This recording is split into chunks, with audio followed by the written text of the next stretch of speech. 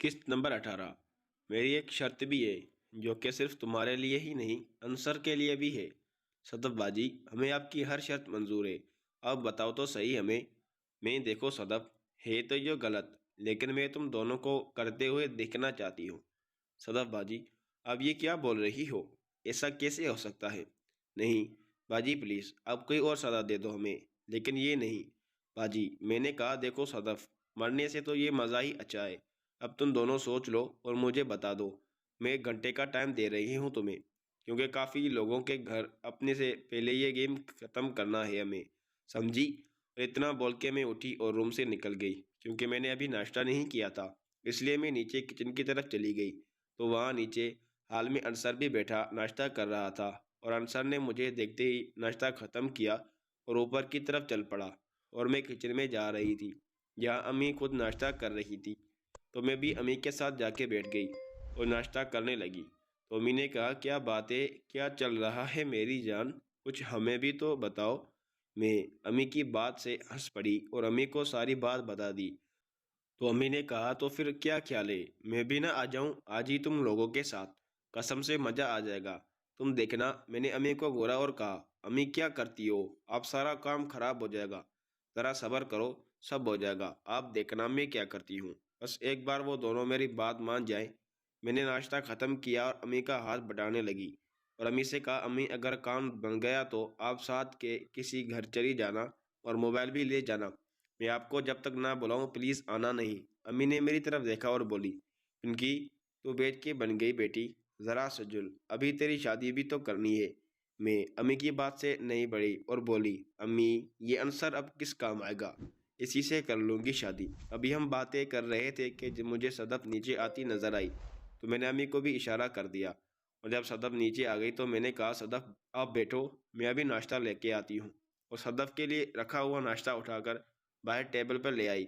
جب میں ناشتہ رکھ کے جانے لگی تو صدف نے میرا ہاتھ پکڑ لیا اور کہا باجی آپ بھی بیٹھو نا پلیز۔ تو میں نے ایک بار اس کی طرف دیکھا اور اس کی آنکھوں میں لکھی تحریر پڑھ کے بولی ٹھیک ہے تم ناشتہ کرو، ابھی میں امی کے ساتھ ہوں، ابھی امی بازار کے لیے نکل جائے گی تو بات کریں گے۔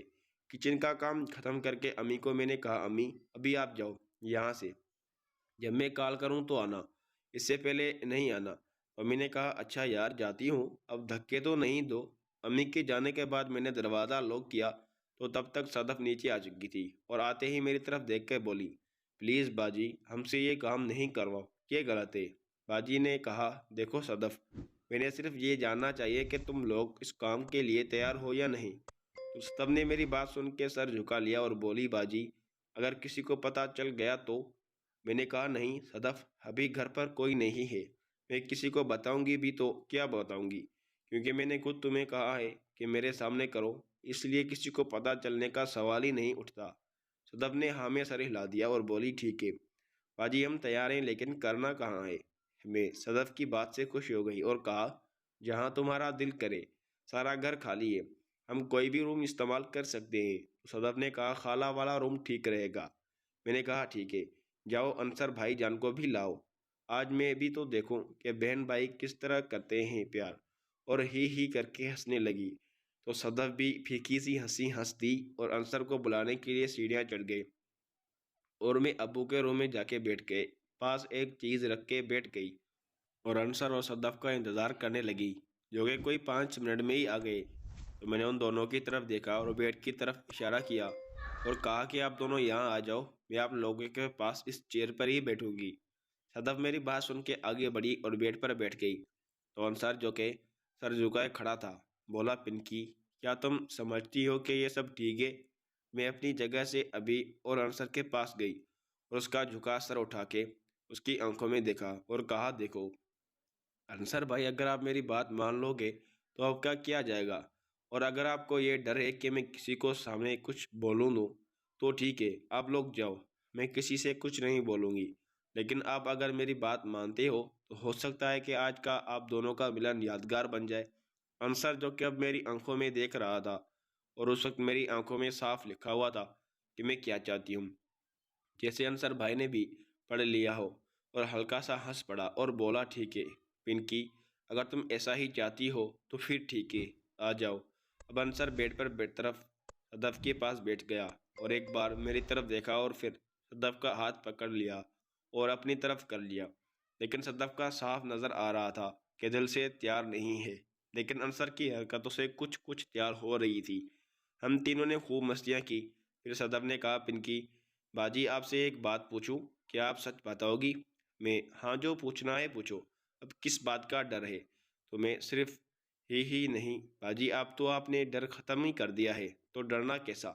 لیکن آپ ہی نے کس کے ساتھ کیا ہے؟ فرسٹ ٹائم، کیونکہ جس طرح آپ نے بھائی کو آرام دیا یہ فرسٹ ٹائم نہیں تھا۔ میں تمہیں بتاؤں گی نہیں بلکہ دکھاؤں گی بھی، کر ملواؤں گی تم دونوں سے، کیا سمجھے؟ انصر یار پنکی دیکھنا کہیں مروانا دینا۔ میں انصر آپ ڈرنے سے بہت ہو، اگر کوئی گڑبڑ بات ہو گئی تو میں بھلا ایسی بات بھی کیوں کرتی؟ صدف پھر بھی باجی کوئی آئیڈیا تو بتا دینا جس سے ہمیں پتہ چلے کہ آخر کون تھا وہ شخص نسیم جس نے آپ کے ساتھ۔ میں نے تو بتا دیا ہے کہ تم دونوں کو اس سے ملوا دوں گی اور کل ہی ملواؤں گی، لیکن تم بتاؤ کہ تم نے پہلی بار کس سے کیا تھا، کیونکہ مجھے نہیں لگتا کہ انصر ہی وہ آدمی تھا جس سے تم نے پہلی بار کیا ہوگا، کیونکہ میں صحیح کہہ رہی ہوں نا؟ صرف میں بھی آپ کو تبھی بتاؤں گی جب آپ ہمیں اپنے لکی ون سے ملواؤ گی۔ انصر یار ان کی کیا خیال ہے، خلا کے آنے سے پہلے ایک اور نہ ہو جائے؟ میں نہیں یار، ابھی تھک گئی ہوں، میں نے سالن بھی بنانا ہے، اور امی اگر آ گئی تو ناراض ہوگی کہ میں نے ابھی تک سالن بھی نہیں بنایا۔ اور اٹھ کر کھڑی ہو گئی اور اپنے روم کی طرف چل پڑی اور صدف کی طرف مڑی اور کہا، صدف تم نہا کے میرے ساتھ ہی آ جانا، مل کے کام ختم کر لیں گے۔ میں نے سر ہلا دیا اور وہ بھی اٹھ کے باتھ روم میں چلی جائی اور میں اپنے روم میں چلی گئی نہانے کے لیے۔ میں جب نہا کے کچن میں آئی تو امی کو بھی کال کر کے بتا دیا کہ جب چاہے آ جانا، اور کچن میں آ گئی تو اسی ٹائم صدف بھی وہاں آ گئی اور ہم نے مل کے چلن بنایا۔ تب تک امی بھی گھر آ گئی اور 1:30 کے قریب کاشی اور سہرا بھی آ گئے، تو ہم نے مل کے کھانا کھایا اور صدف اوپر سہرا کے ساتھ چلی گئی اور انصر سفیان کے روم میں، تو میں بھی اپنے روم میں چلی گئی اور امی بین سنبھالنے لگی۔